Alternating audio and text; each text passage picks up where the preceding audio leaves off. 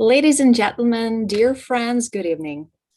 My name is Ekaterina Atajanova, and I'm glad to welcome you to a series of talks celebrating Asian American and Pacific Islander Heritage Month in May. First of all, I would like to sincerely thank the US Embassy for the organization and hosting of this unique meeting. I'm glad that despite the pandemic, we continue to give each other the warmth of long-awaited meetings. There are over 22 million Asian Americans in the United States, making up the fastest growing ethnic group in the country, representing more than 30 different nationalities and ethnic groups. The diversity of Asian Americans in terms of their various languages, cultures, and histories, of course, is remarkable. While people think of Asian Americans as a group, the experiences, histories, economic and social lives of Asians, of course, are not the same. While some Asian families have long histories in the country, many have emigrated to the US recently. Today is the day to talk about identity issues, perceptions and misperceptions, use of terminology, understanding demographics, and the extreme diversity contained within the term. So when it comes to race relations in America, there is no shortage of rhetoric, rage, and accusations, but very little discussion. So it's time to have an open conversation. We have embassy representatives as speakers to share their experiences on how we can support, enrich, empower, and engage one another. So let's welcome Menaka Nayar, Thuy Lawrence, and Aaron Pham, and get to know them a little closer today. Dear speakers, why don't you give just a short self-presentation? Let's start with Menaka. Thank you so much. My name is Menaka Nayar. I'm a Foreign Service Officer with the State Department. I've been a diplomat for 15 years. This month is my anniversary. And I have served Thank you.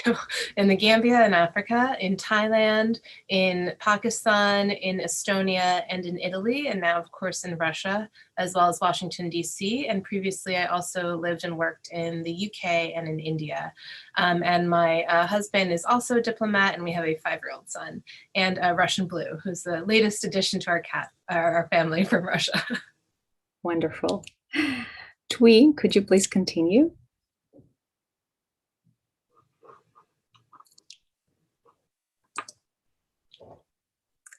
Thuy, I'm sorry. Can you hear us?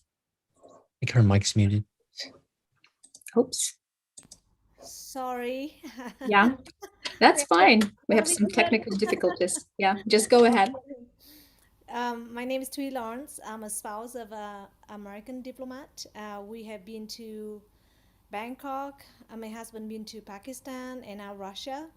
I moved to Utah since the end of 2004. And we've been in Russia for almost 3 years, and we have 2 more months left of Moscow, Russia, and we're excited for our next adventure in Guangzhou, China. Wow, good luck. Thank you. Please, Aaron, continue. Hello, my name is Aaron, and I'm 25 years old. I am here at the Moscow Embassy with the Marine Corps. My last embassy was Monrovia, Liberia in Africa. And I'm originally from Kansas. I'm a first-generation American. So my parents came from Vietnam. Good to hear. Thank you so much. So, dear speakers, what does Asian American Month, and I mean Pacific Islander Heritage Month, mean to you personally? I think for me, it's important that there's recognition of our culture and the contributions of Asian Americans and Pacific Islanders to a very distinctly American culture. But I think it's also, it's 1 month out of the year, and there's a lot of diversity that includes. So I really am grateful for events like this that showcase that and that bring attention to the fact that it is a very big group we're talking about. Right.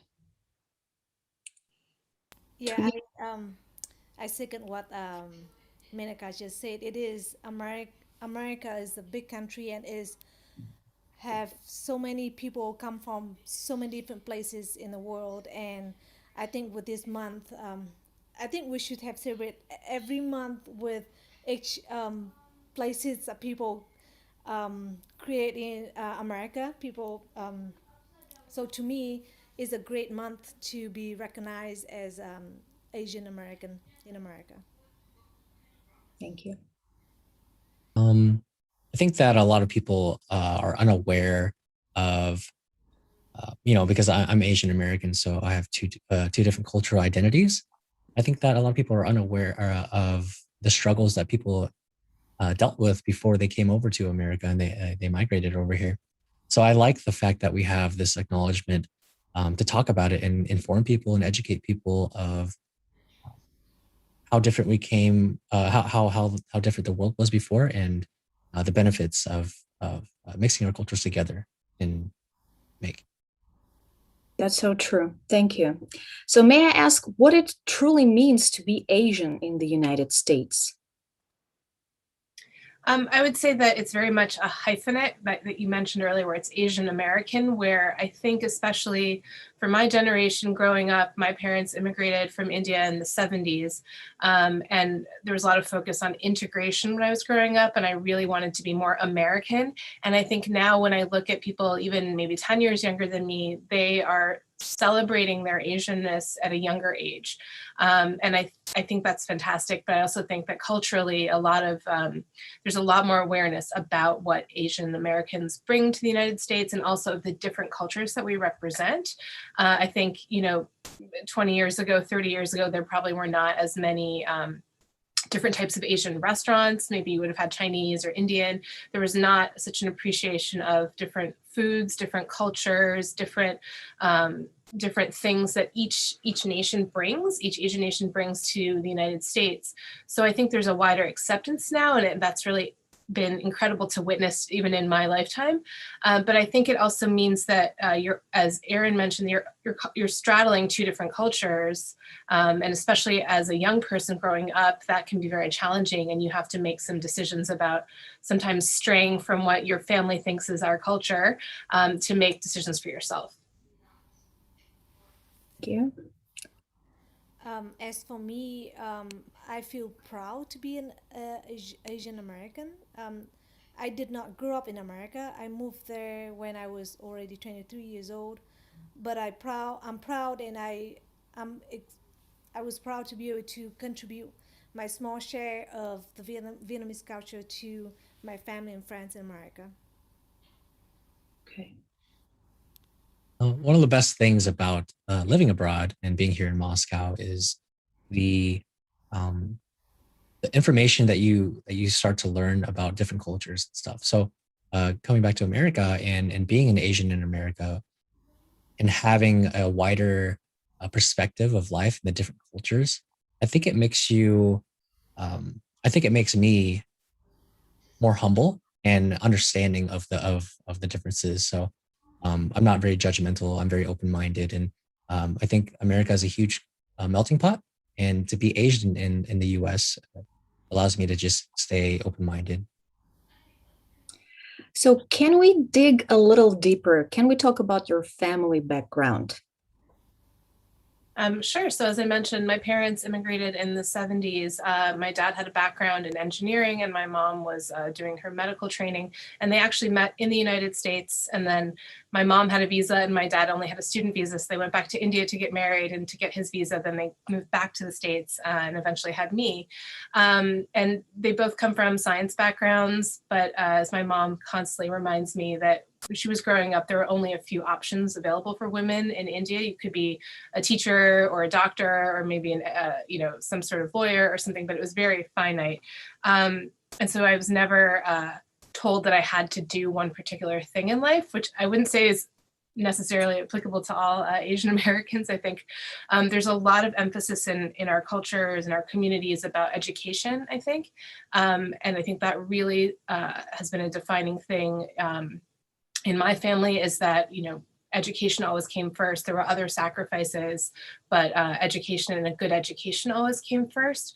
But I really have to give credit to my parents because I was quite an independent child and they didn't try to push me on a path, which um, I think a lot of Asian Americans understand there's a lot of pressure from your parents to do really, really well in life. So I'm very grateful that my parents have been so supportive, but even though they don't always understand what a diplomat does or what I'm doing. Okay. So for me, I'm the only one who living abroad. My whole family still live in Vietnam. My mom, she's a retired nurse. My dad works for the government. He's a manager. Yeah, I have one younger brother, and it's hard to be far away from family. But I'm enjoying traveling and learn many things, many cultures, and different places. Okay. Aaron, what about you? Hui and I, we're both Vietnamese. My parents actually escaped from Vietnam during the Vietnam War, and they fled to the U.S. They moved to Texas, so then um, they pretty much came here with nothing and a language barrier too, especially learning English in general is very difficult because of the nature of English itself. But being a little bit older, they struggled with English, but they finished high school and now they're working as I think my mother is a nurse and I think my father is an aircraft um, mechanic or something like that. And they pretty much came here with nothing and through hard work and uh, you know chasing the American dream. Now I find that they're pretty happy and successful in their own way. Does your family have any traditions that are especially important to you? Is there anything specific? I think there's, like I said, a very strong sense of community in, at least in the Indian American community. And there's a lot of socialization among the Indian American community in the United States. And I think that's because when immigrants came, they sort of looked for people who looked like them and spoke the same language and ate the same food, right? So for me, a lot of the food culture is very important. I grew up eating certain things that still remind me of home when I have them, or if I go to a restaurant, that's what I order. And in our family, I think my parents are two different religions, so there are very different religious traditions that I associate. But I really, really love Indian weddings.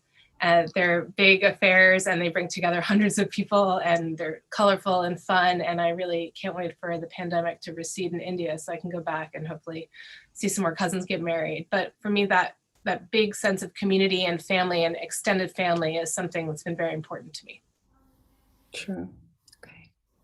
I saw some movies with Indian wedding. I was like, oh, they are so beautiful. All the dresses, beautiful color, and they dancing. They stay. I think they stay up all night dancing. I'm like, oh man, I would love to be just attending one of the wedding to experience that. Looks so fun. So bright, right? And for not just for one day. Is that true, Menaka? It Do can you be celebrate? between 3 days and 5 days usually. Wow. Yeah. How many guests? More than 200, 300? 400, 500, Wow. 600. Amazing. That's awesome. So like Vietnamese wedding is normally only 2 days. So they will have the first day, people who can't attend the second day where the actual day the bride's family go, the groom go pick up the bride. Is the actual day, the day before people come and just, hey, if they just want to congrats, if they can't come the next day. But it's a 2 day celebration that is amazing as well, but not as colorful as Indian wedding. But most people will wear traditional red wedding outside, which is represent happiness and wealth and love. And so the tradition that I like, that's important to me, is so when someone in your family pass away, you will celebrate, you have the anniversary of their death, so you will every year the whole family and extended family will get together and we share a meal and we show respect to the loved ones and share the memories that you have with the person who passed away. That's one of the important tradition that is important to me. and also Tet, the Lunar New Year. That's very important for Asian. For I think Chinese also celebrate the same time, Lunar New Year, and Vietnamese as well. And it's like kind of like Christmas in America, where family just get together, enjoy meal together, sing song, and just hang out and just spend like the first week of the new year just every day we walk to different house, you say happy new year's and wish the best coming for the next year, and you receive the little bag. It's called the lisi, where they give you lucky money to adults give to kids. That's one of those tradition that really important to me. Aaron, could you add up anything to that? So I really like the fact that she said she's talking about food because sharing food is something that is a huge thing in the culture. Whenever you make new friends or something like that, the first times that you'll meet afterwards is through food, and that's something that Twee is really good at. Actually, is she brings the community together with her with her cooking, and so that's something that we really do value in our traditions and our culture is the respect and love for each other. Our language is actually built on a system that's a little bit different than America or the American English. Sorry.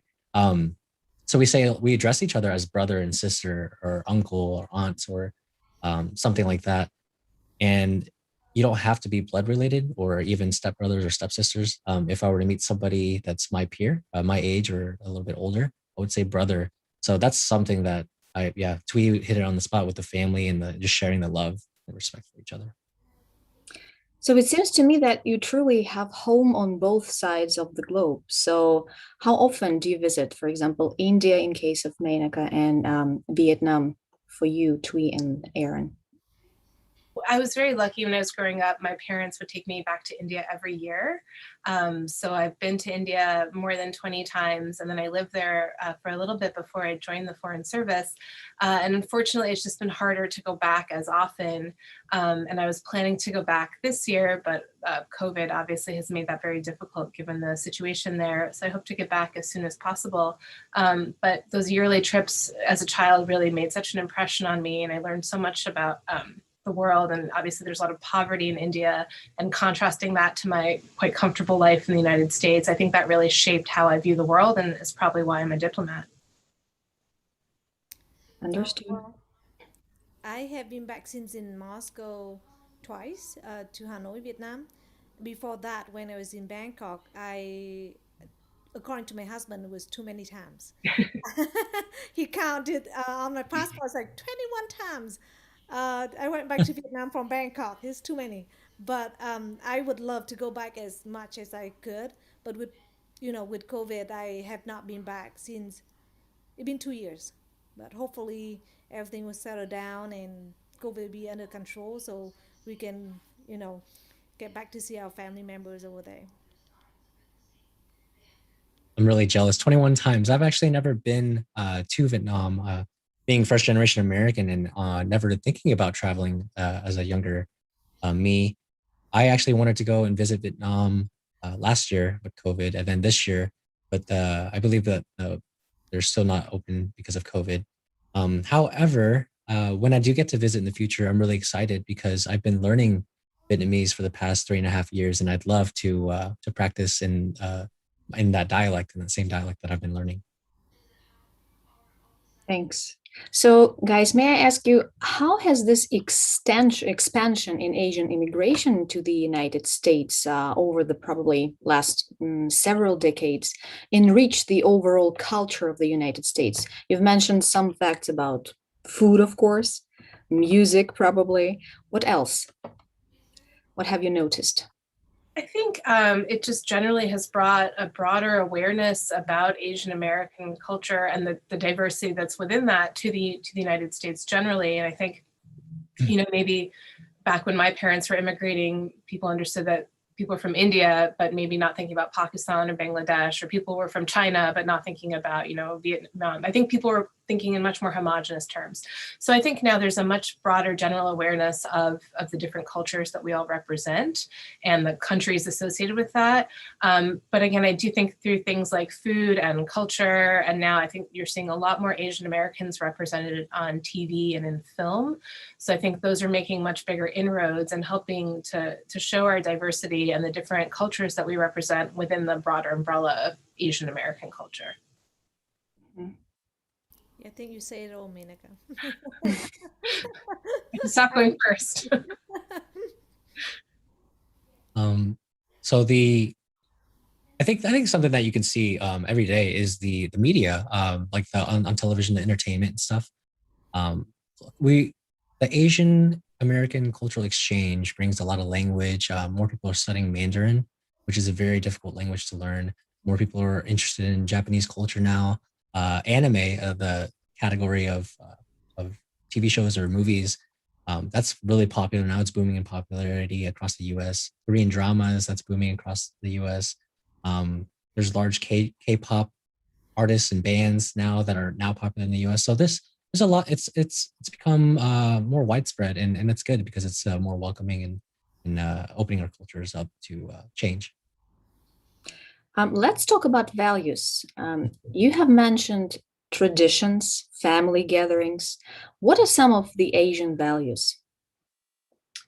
I think that's a really broad question, and in each culture and each family probably has their own. But like I said, for my family and for the majority of the Indian Americans I know, there's a huge emphasis on education. And parents will sacrifice anything for education.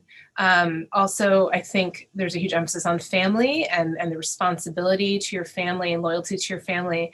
And as Erin and Tui were saying, it's not just your immediate family, like everyone is your auntie, everyone is your uncle, everyone is your sister and your brother. So thinking very much of a community as a family. And I think also just an idea that there's a lot of respect. You respect your elders, you respect your heritage, you respect anyone who's even a year older than you is considered your elder, right? And this huge emphasis on that. And I think there's just a lot of, I would say it's hierarchical because of that respect, but I think also that's just ingrained in children that you don't always question your elders. So sometimes I think for Asian Americans, for first, second generation, for kids who are growing up with the parents have that idea that you don't question your parents ever. I think there's always a little clash there. But I think at the end of the day, everyone I know who's of my generation is so grateful to our parents for the things they gave us, the emphasis on hard work and the emphasis on education. I would also say that with the hard work and education, there's also a big emphasis on success.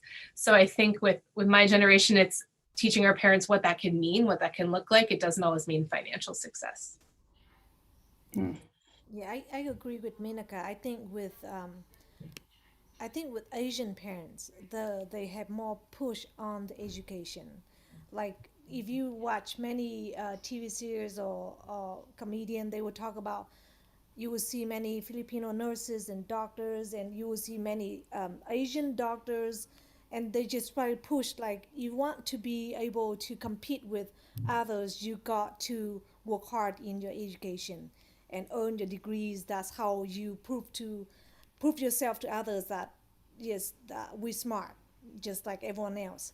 I think the Asian parents tend to do that, to push you, and like you said, sacrifice everything so that you can have a good education.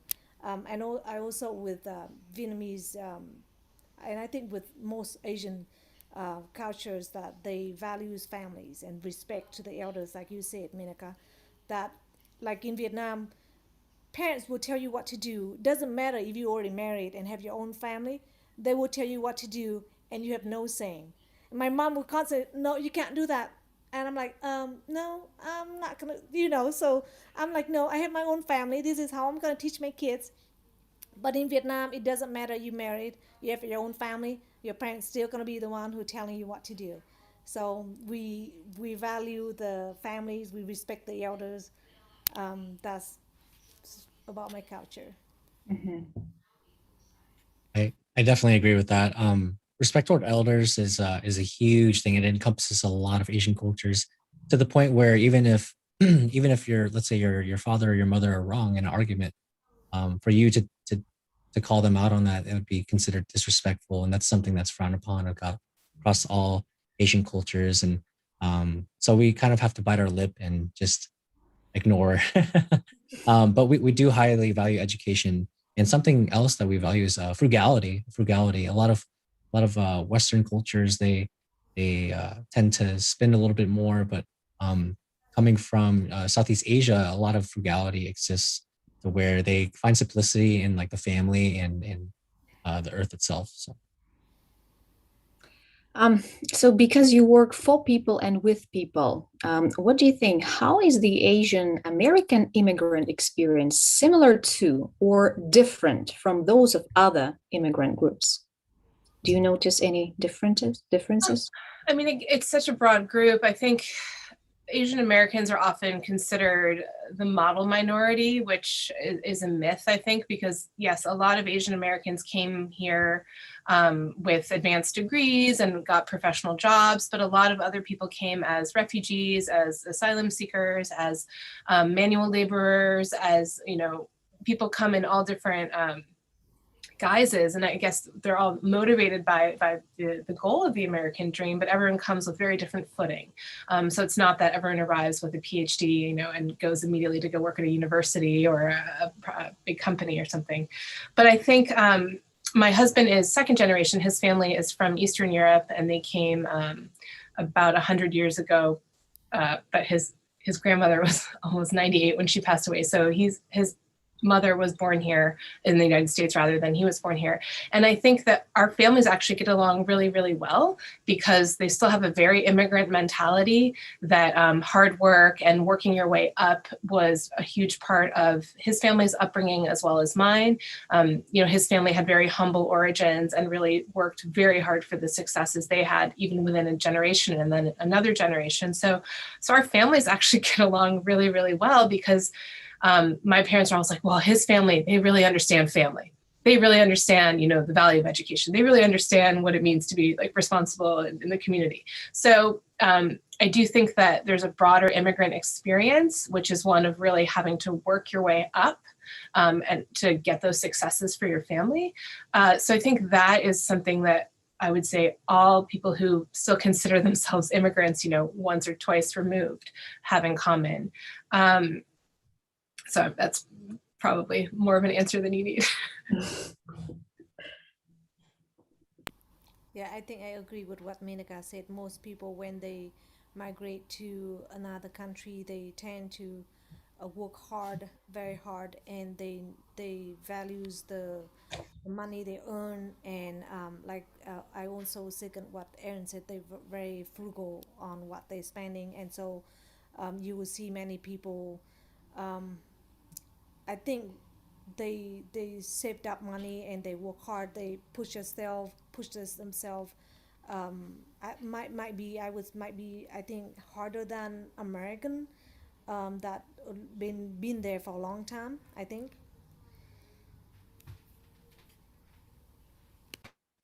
I like Aaron? what she said about how, excuse me, about how it might be a little bit hard for Americans that have been there a long time. Because I agree. I think as a whole, immigrants in general, Mexican, Asian, African, they all face pretty similar experiences with prejudice and oppression, where people might not want you to be next to them or live next to them. But it's like when you're a kid and you see someone playing with your toy, you might feel a little bit jealous, but someone teaches you or you learn that sharing with toys becomes sharing toys with friends becomes a little bit more enjoyable because nobody likes to play alone, right? And you learn to accept the differences, and life becomes a little bit more beautiful. And that's what America is really about. So I think a lot of people who used to feel uncomfortable with immigrant groups, over time, as America progresses and continues to grow, they become more open minded, and they really do appreciate what immigrants bring to the table, which is that cultural exchange, the friendship, the togetherness, which is what America really is about. I love your attitude, but there are some dark pages, right? So people of Asian ancestry continue to face discrimination and harassment and prejudice. So, what it means for you to fight for social justice? So I would say, again, there's this myth that Asian Americans are the model minority. And there was actually a lot of writing about that last summer with the Black Lives Matter protests and the George Floyd protests and all the subsequent protests that happened, because there's this idea that because Asians are the model minority, they're better than other people. And I think a lot of people, unfortunately, from different Asian communities felt that way because, we're successful or whatever. And in society, we're often portrayed as doctors or, engineers or whatever. And that myth, I think, has been really dangerous because it's kept Asian Americans somewhat isolated from other groups. So there's, unfortunately, in South Asian culture, I've experienced that there's quite a strong anti-Black sentiment. And I think this myth of the model minority was used to perpetuate that. So now there's been a lot of writing done about how we need to look at we need to work as allies to stop racism and discrimination, and that keeping yourself in a silo does nothing to advance the general good and to advance social justice. So now I think, fortunately, one consequence of that is that people are recognizing that we do need to be allies, and that justice is not about one group getting more privileges over another, and that we need to really work together. And I think it's been very difficult for a lot of people to understand that there are deep prejudices within our communities against each other, when it's very easy to say, oh, look how successful this minority group is, and sort of brush over the fact that they're then judging themselves against another group. So I think that this past year has been a really powerful one, and I hope that that work continues. Thank you. I think it's, for me, if you see anything like if people being mean or anything, I would just stand up for that person. Like, is nothing good come out when you being mean to that person, and to fight to fight with harassment or discrimination toward any type of culture or people. Doesn't matter, you Asian, African American, or Indian, or anything. If people being mean, you should voice yourself and stand up for that person. That's how you stop all this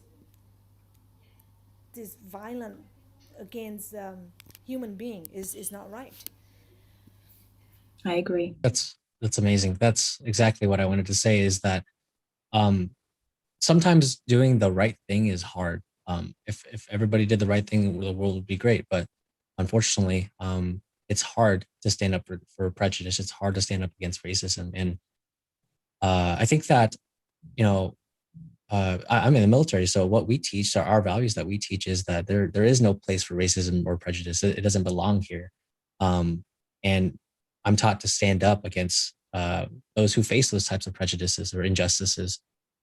It's hard to stand up against those who. It's hard to stand up against those type of things in real time.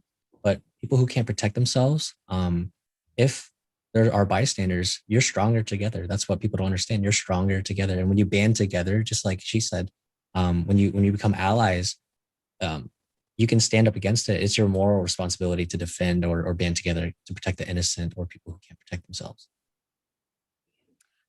I heard that there's also a narrative of celebrating Asian immigrants as an example of successful assimilation, while viewing them as perpetual foreigners.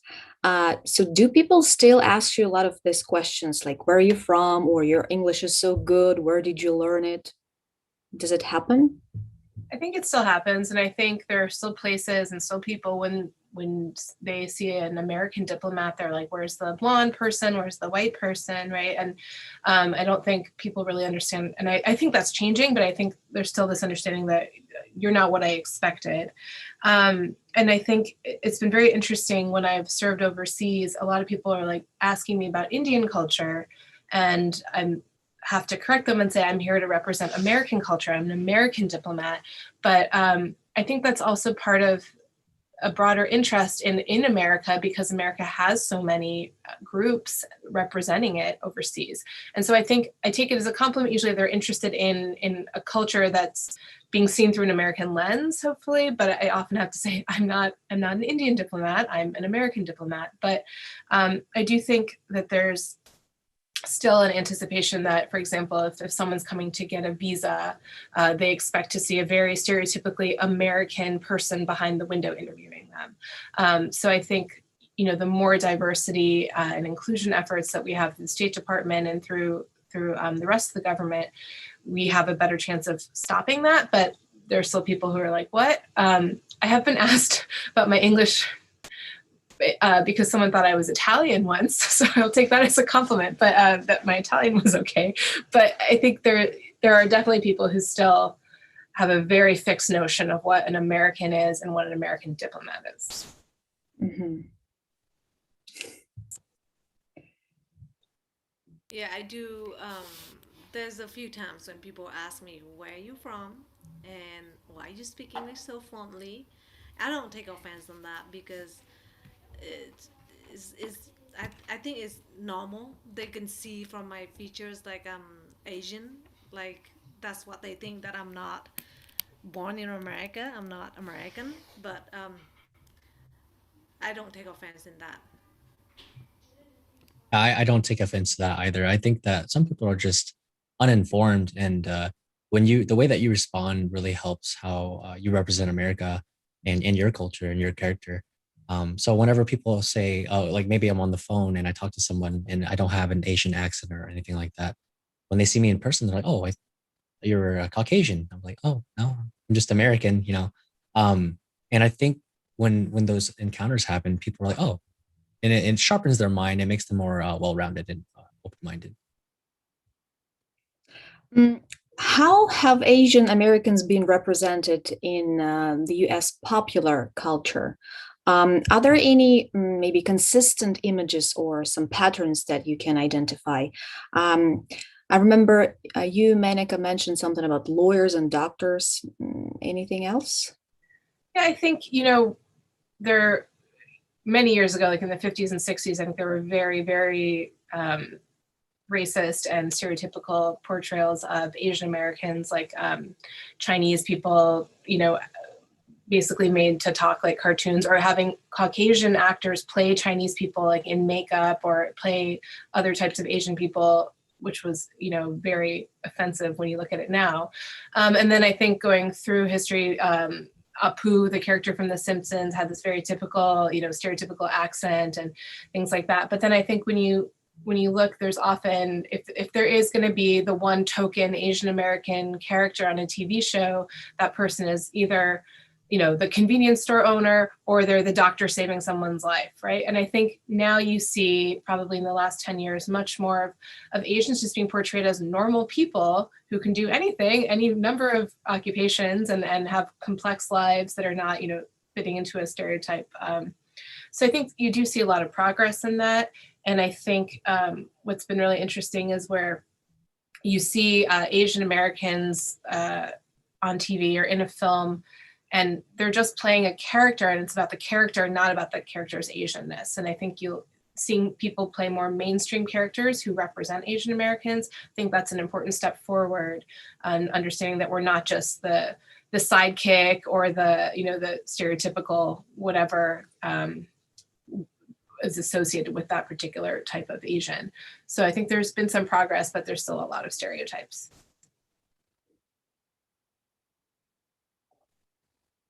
I'm trying to find the name of the movie because there's a movie that just, I think the Korean, he's a Korean director, and I think they won the best Oscar. Parasites, right? No, not No? Parasites. Is Crazy Rich Asians? No, Mindari or Mindani. I'm trying to find the name. And they just this year, the one of the actors, she Korean, and she won the best, um, not best actor, but I mean, there's you will see many people Asian that it's not typically just lawyer or a nurse or doctors. They can do capable of do many other occupations, engineer. Um, yeah, let's see. I can find the movie's name.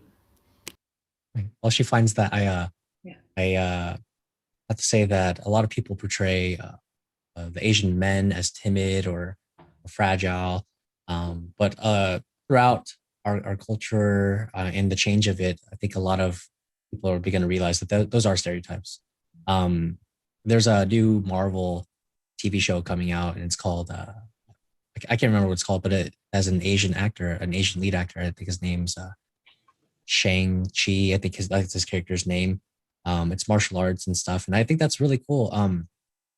Going back to what we talked about with education and how it's pushed so much, our influence as children comes from our parents, and our parents usually want us to become doctors and stuff. But our society and our community has begun to become more open-minded, and instead of chasing what our parents want us to become, we've begun chasing our dreams, our passions in life. And instead of becoming a nurse or a lawyer or something like that, you begin to find success in your own ways. And I think that's really important to state. What changes should America make to ensure that the needs of all citizens are recognized? Because I mean, it's tough. We're talking about assimilation on the one hand, right? And on the other, we need to support this unique identity. So what do you think? What changes should America make? I mean, I think it's partly a question of acceptance, of understanding that being American, there's a lot of hyphenates in front of it, right? You can be Mexican American, you can be Filipino American, you can be, there's very strong identities associated with different regions in the United States. There's a lot of diversity and a lot of different ways to look at diversity. So I think just generally being more accepting of different points of view and different influences is part of it. But again, I think in Asian culture, role models are very important. I think generally role models are important. And I think now that you have a vice president who is of Asian American descent, you have other people, very high levels in the government who represent Asian Americans. I think that helps everyone understand that, there are a lot of us, that we can play many different roles. And I think just the more people are exposed, but I think the messages that Tui and Aaron have said about, inclusion and trying to understand people so that we can do more. I think that's the bottom line, is that, we shouldn't be thinking about our differences. We should really be thinking about our commonalities and what we're all bringing to a shared culture. Mm-hmm. And I also think if Americans would travel more to different sides of the world, then they will be more open-minded. They will see and they will be more accepting of the culture and where the people come from, or maybe if they can't travel, because of COVID. There's many TV series, many TV shows that you could watch to learn about other culture from different places in the world. Educate themselves about other cultures. I agree. I think that's spot on. I also think that America does actually do a great job at recognizing its citizens, its American nation or Asian American citizens. Because if you look at the collegiate level, there's so many minority-oriented programs or Asian American programs that provide scholarships or academic opportunities, and even clubs and social organizations to accommodate our vast and variety of cultures. So I think we do a really good job. I really do. Okay, so to summarize it a little bit, so let's try to analyze. So how has your heritage shaped the person you are today, right now?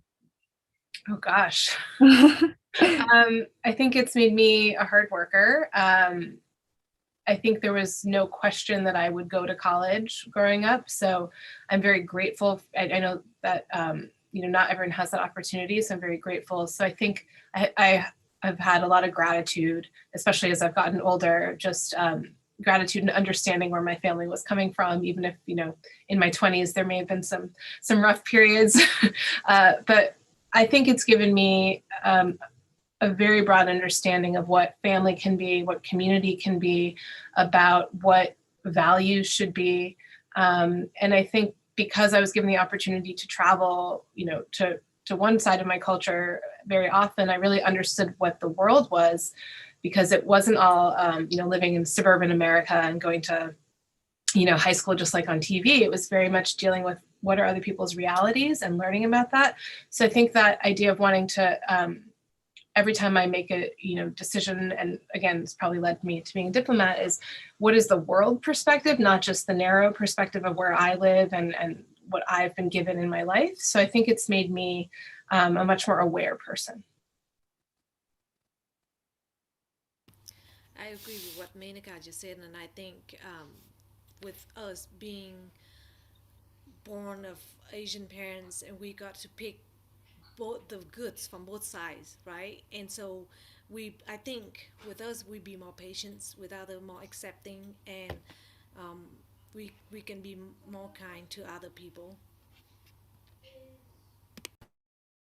I think my heritage shaped me by helping me develop a really humble outlook in life. I appreciate a lot of things, a lot of simple things in life. I don't need a fancy car or watch or nice clothes. I really do find happiness and peace in talking to my neighbors or getting to know other people and just honestly just learning a lot about other cultures. I find a lot of things more exciting than others, and I think that that humble mindset um, really does help us connect more. And that's what I love about being here in Russia and being with the State Department is just having the opportunity because there are people that in my last assignment in West Africa, there's people that couldn't go to college, and I had the opportunity to go to college, and since they can't go to college, I can teach them a little bit of what I know through my culture and my education,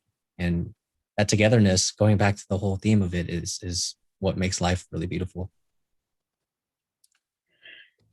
So, since we have no other questions from the audience, I guess I would slowly but gradually summarize the whole event. I would like to thank you so much, guys, for this wonderful opportunity to learn more about your views, your position.